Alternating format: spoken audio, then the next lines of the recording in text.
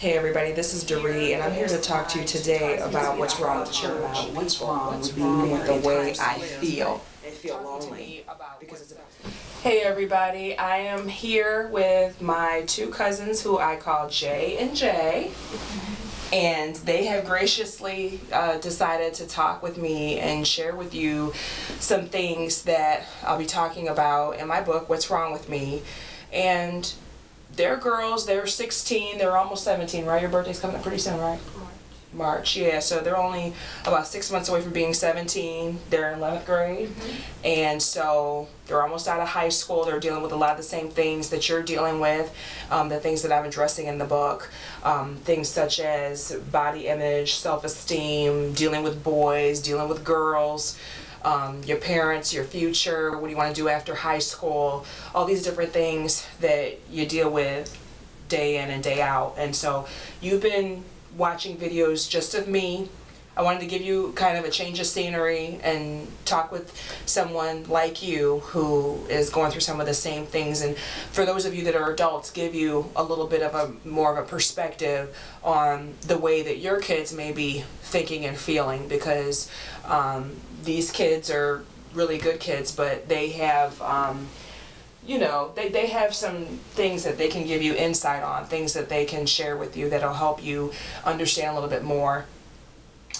One of the things that I was talking with them about is the fact that there are times where I don't know what the age is. I don't remember how old I was when my mom tried to have the talk with me.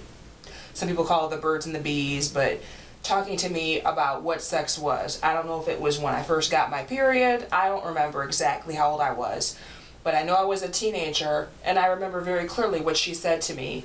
She said, "Don't do it." That's pretty much it. It wasn't a really long conversation. It wasn't a discussion. It was just, don't do it. You're not supposed to have sex before you're married, so don't do it. End of story.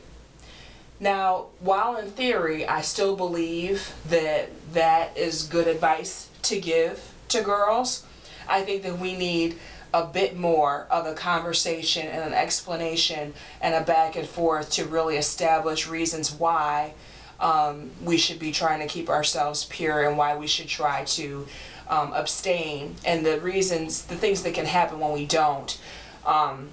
What I want to share with you adults is that, from my opinion, that I feel that when you talk to girls or boys about having sex or not having it, whether it's birth control or whatever the case is, whatever the topic is related to that, I think that you have to remember that when you tell someone not to do something, number one, it makes them want to go do it because you're telling them not to do it. That's the first thing. Another thing is that when you tell them not to do it, they want to know why. I have an 8-year-old daughter, and anytime I say to her no, she wants to know why, or she wants to go do it. And it's no different for people that are twice her age. I think that some of us as adults are in denial, and I think that if some of us think that if we do not talk to them about sex, then they won't do it.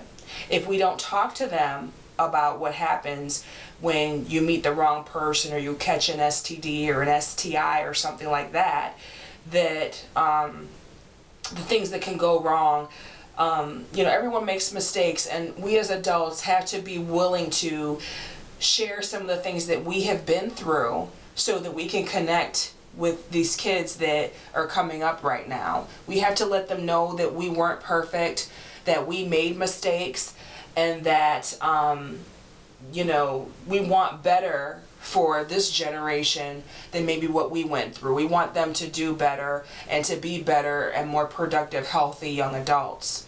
By saying don't do it, it doesn't mean that they won't do it, and it doesn't mean that problems won't come to your doorstep.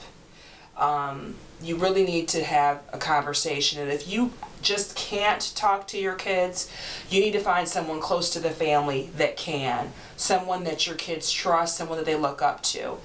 Who are some of the people besides your parents that you two look up to when it comes to like delicate topics like sex or teen pregnancy or different things like that, who are some people that you would confide in or that you think are cool enough to understand you?